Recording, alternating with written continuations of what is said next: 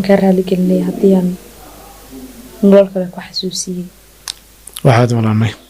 aab xaq badan buu igu lahaa anaan ku lahayo kii waa isaga waalidii ahaa ilaahay naxariista jannaa ka waraabiy geeridiisu xanuun ku laakiin geeri baa igaga xanuun ku lulay geeridaasina waxay ahayd ilaahay naxariista jannaa ka waraabiy hooyaday laba yacni siday dadku u yaqaanaan aayaday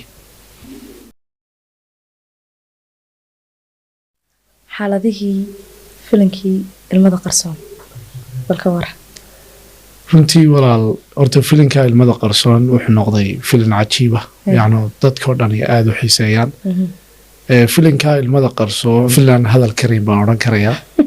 waana filinka dadka inta ugu badan ay ugu barteen social media aan caadiga ugu soo galay weeya waxaan ku matalayaa aabbo laba hablood dhalay walaalkii oy kala bah yihiin dhacaya oo xoolihii aabahood ka dhintay markaasi ka qaadanaya falcelinta kaaga soo noqota maadaama aad matalayso boos dee la odhan karo waa filinka laadarkii filinka labadaada hablood mid ka midna ay dhinac dee xumaantii ay kaaga eeg tahay balka war falcelinta kaaga soo noqota wallaahi horta filinka qisadiisu walaal aad bay cajiib u tahay runtii falcelin badan baa igaga timi markaa suuqa maraya oo kale aabbihii xumaa inay dadku yidhaahdaan sidoo kale meel kastoon marayo waxa lay leeyahay uun filinkii baa layga sheekaynaya hodan waraaqii bay xadaysaa inantaadu waa sidan siyaad iyo hodan maad isku dartida dadka inta ugu badan intaasaa falcelinta ugu badan laakiin marka si guud aan uga sii daadoogo wax jira dadyo badan oon anigu la dhaqmay oo shakhsiyadayda dhabtaa garanaya oo haddana dadkaasi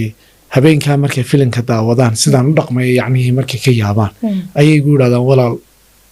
maxaad booskaad ku fashay oo way kula nacaan way ila nacaan booskasi kula diidaan dabcan qof marka hore naxariis iyo wanaag badan dadku uga barteen oo inta u badanna dadka iska furfuran baanahay qofka xataa anigoon garanayn baa iskala kaftamaa magaciisa weydiiya waa la dhaqanka bulshada iyo dhexgalka soo maaha aad iyo aad sax wallaahi waxaan ku bartay walaal waxyaabo badan baan ku bartay maanta anigoo yar waxaan aaminsanahay haddaan reer yeesho inaan cidi ii dhaqayn waxaan ahay qof biyo la weydiinayo kira la weydiinayo layr la weydiinayo xashiishkii la weydiinayo qasaalad baa jabtay la odhanayo soo hagaaji la odhanayo yacni ayu nooco nolosha u baahan tahay gurigu maanta la weydiinayo ayaa tahay aaladda tiktok ma isticmaashaa tiktoka markii hore waa samaystay waxaanaan u samaystay oo keliya taa dadyawga talentigala inaan ku dhiirigeliyan ka falow garayo committee-na kaga bixiyo qurux badan walibana waxyaabaha xun ee dadku ay samaynayaana waana ahaan baanu isticmaalay waxba maan soo dhigi jirin lifena maan geli jirin laakiin dadyo badan baa igu dhiirigeliyey inaad samaysato aad iyo aad kun followers baan haystay maantana 24 kun baa haystaa 9 cisho gudaheed bay intaa igu gaadhsiiyeen aad baa Facebook siyaasaddan aad u jecelahay oo aan aad ugu xidhanahay Facebooker baan ahay walow aanan waxba soo dhigin laakiin Facebook aan aad u isticmaalaa ma jeceshina siyaasadda gasho dabcan maadaama mas'uuliyado kala duwan aan bartay waxaan jecelahay xaqaana waad rajaynaysaa inaad u rogato aad iyo aad waxaan jecelahay inaan dadkayga u adeego صح ولما نسوي أنا سنة نقول أديجو أنت كران كيجا عقبات بدنا أي مقدار بتشرة صح ونشعلان لها هذه المسؤول دولتين أما ميل كلام نقضة صح إنها سهلة هاي كل وحي برنامج مركز شوكتو وحي بدنا وقلبان أيكون موقنية سمتر يداخل دمرك حليمة ولا سكاوة يا بيا كل may caaw waxaan doonaynaa inaan xoogaa yara sheekaysano maadaama aan ku soo in badan ku daba socono caaw ku soo helnay inaan xoogaa yara sheekaysano dhan kasta dhinac diini dhinac social media dhinaca dooqiga jacaylka xaggaas isku tihiin dumarka horta wallahi horta hablaha Soomaaliyeed meel kasta ay joogaan sharaf bay leeyihiin runtii Allah u naxariistaa baa jaamac jacayl baa la oran jiray dhinaca jacaylka iyo waxa aad baan isku wanaagsanahay marka xagga ma ka raaco dabcan waxaan oran karayaa deewaan ku wanaagsanahay yacni waxaan ahay qof hadii yacni inaan gabadh dhaqan karo welibana ma yihiin ragga jecel dumarka badan laakiin waxaan jecelahay hal qof inaan nolosha kula dhamaysto insha allah haddii ilaahay dhaho marka war hadduu nasiibka kugu simo inaad 2 iyo 3 ba keento qofka doorashadiisa ku xidhan tahay waxyaabo badan baa jira kulli diintu 4 bay rag u banaysay laakiin dabcan anigu waxaan aaminsanahay diintu marxalada inoo sheegtay uu qofku ku guursan karayo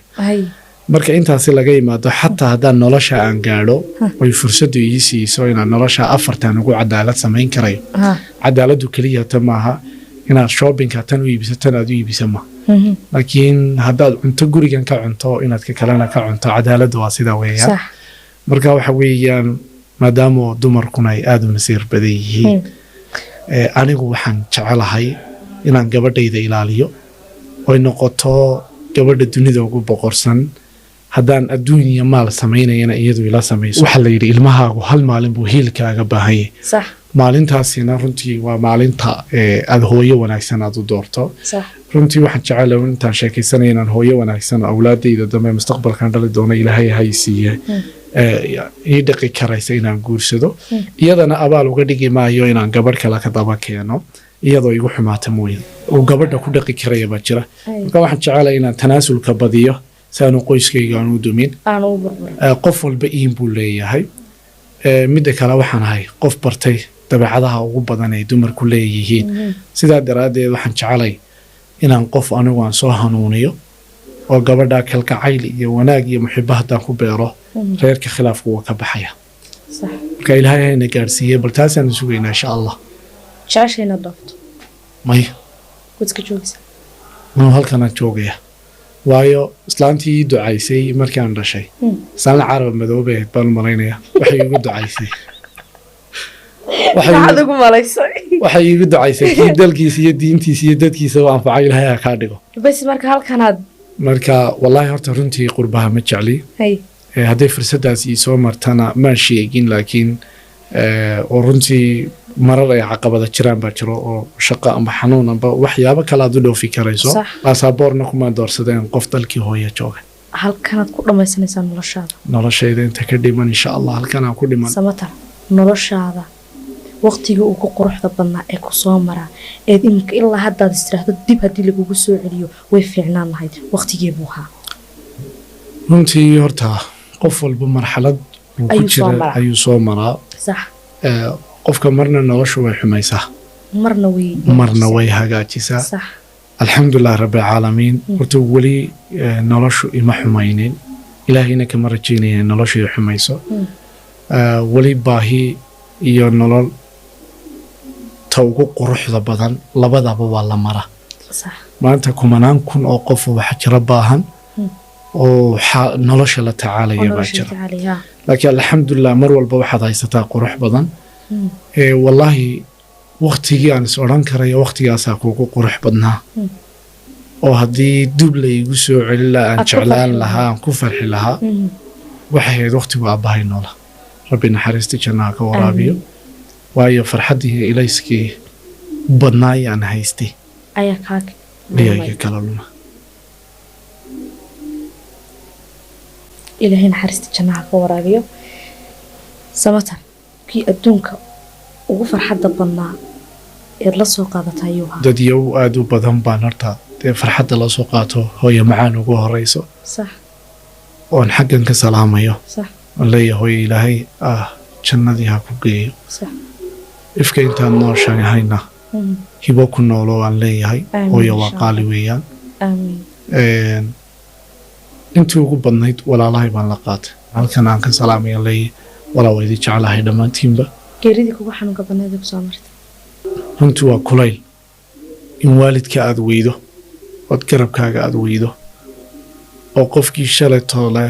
farxadda ku siinayay ee ku kicinayay inaad weyda maanta aad garabkaaga ka weyda waa xanuun laakiin sidaynu wada ognahay waalidka xaq ubadku uu ku leeyahay baa jira oo ah inay koriyaan inay wanaag badan tusaan inay akhlaaq iyo dhaqan wanaagsan baraan alxamdulilah rabbilcaalamiin intiiba waalidkayga waa baray ilaahay aabbahayna u naxariisto laakiin geerida igaga xanuun kululayd baa runtii jirtay dadyowga qaar walaal waxay ka fikirayaan iyina iska weydiinayaan talo ma qof jeclaaba ka dhintay dabcan qof aan jeclaaba iga dhintay geridii igu xanuunka badnayd ee noloshayda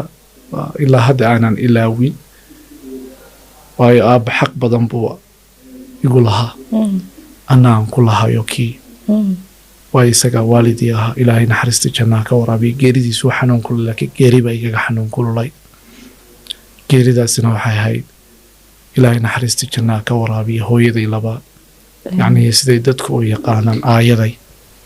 oo waxa weeyaan bahdayada waaweyn dhashay ilaahay naxariista jannaa ka waraabiyo aamiin may ku soo koraysay wallaahi dareenkaygu walaa isbedela marka yacni ilaa hadda gurigaygii kuma hagaagi karo aan ku noolaa in badan waxaa maqli jiray dadku waxay dhahdaan yacnii aayooyinku way xun yihiin waa run laakiin lagama mahad sheegto laakiin way kaaga duwaneed noloshaada tani noloshayda way igaga duwaneed qof walba waxaan ugu faani jiray qof ka wanaagsanaayo on isla iyo duniduu soo marayaa ma jiro dhan kastaba markaad ka eegto waxaa xasuustaa habeenada qaar anigoo yar ayaa markaan gurigaygii ka imaadaan kaayagan kala imaadaan fasaxoo kale aan la joogayo waxaa xasuustaa intay habeenkii calooshayda saa u taabato ayay kicin jirtay cuntaysiin jirtay maalintay dhimatay geerigaga xanuun kululaydoo ilaa maanta aan arkay rabbi naxariista jannaha ka waraabiyo ilaahay naxariista jannaa ka dhammaantiin waanu wada ducaynaynaa inta dhimatay ee muslimiintaana ilaahay baynu u weydiin doonaa inay janno firdawsa ilaahay geeyo amiin insha allah haddii aan nolol kale ku xasuusiyey waxaad walaamay